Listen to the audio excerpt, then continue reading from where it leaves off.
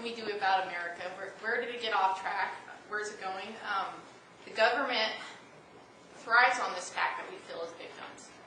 They, when we want someone to take care of us, they're happy to step in. And when I was looking at the principles of the 912 group, trying to figure out which one it fit under, self-reliance actually is several principles. It's thrift, charity, hard work, moderation, and personal responsibility.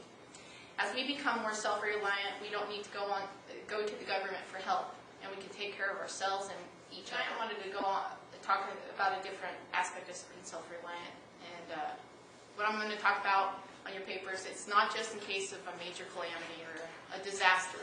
These are things that can help out in little ways, such as temporary job layoffs, illnesses, times of inflation, recalls. As you'll see on that list, I had peanut butter. I didn't worry that I didn't have any peanut butter for 3 weeks. Ice storms, so you don't have to go out and buy bread and milk and it be gone. Attest to the fact that it is helpful. I had major surgery last year, and I did not feel like going out or could not go out and buy groceries for several months. And then now as the medical bills have come piling in, I've used our 3-month supply of food that we use normally, and because of that, we have extra money to pour toward the medical bills and such.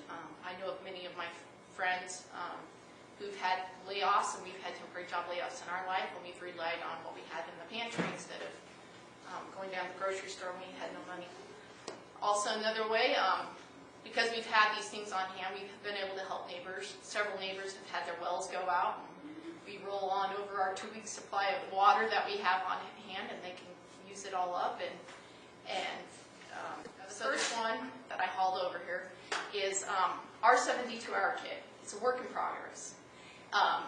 As we had little kids, we started off with not so much stuff in like baby formula and stuff, and they can't carry it in case of an emergency, so we packed it so that the adults could carry it. But now that they're getting bigger, we could make it so they each have a 5-gallon bucket to carry out with them. You can think about whether or not to make it waterproof if you wanted to be able to carry it on your back. We've got extra toothbrushes and toothbrush paste. This is all top ramen noodles. Light, you can carry it. Got several meals right there. In it we have food, but you need to rotate it or it goes bad. So I just do it with the time change. So tomorrow, set back your clocks. I have to go through the kits and rechange out the food. First aid in here. Sanitary wipes. Plastic bags in case you have $200 worth of cash, just in case you need it, because debit machines and things wouldn't work.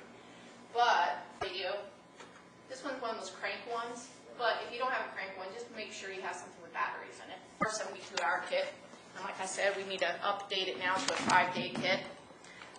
Make sure you put your medications in there. The important thing is having ways to communicate, decide ahead of time who we call who. Any important documents you may need. Next thing you need to work on is getting a 2-week supply of water. And then the next thing you work on getting is a 3-month supply of food. For sales, and I buy an extra few cans of something, and it needs to be things you eat all the time. What you need to do is a year supply of long-term food storage. Now that does not have to be stuff that you eat all the time. And test that as a family, we've seen the benefits from trying to do this, and we've not had to rely so much on outside help when we have our own food and our own emergency supplies on hand. And that's it. Did I keep under 10 minutes? Yeah.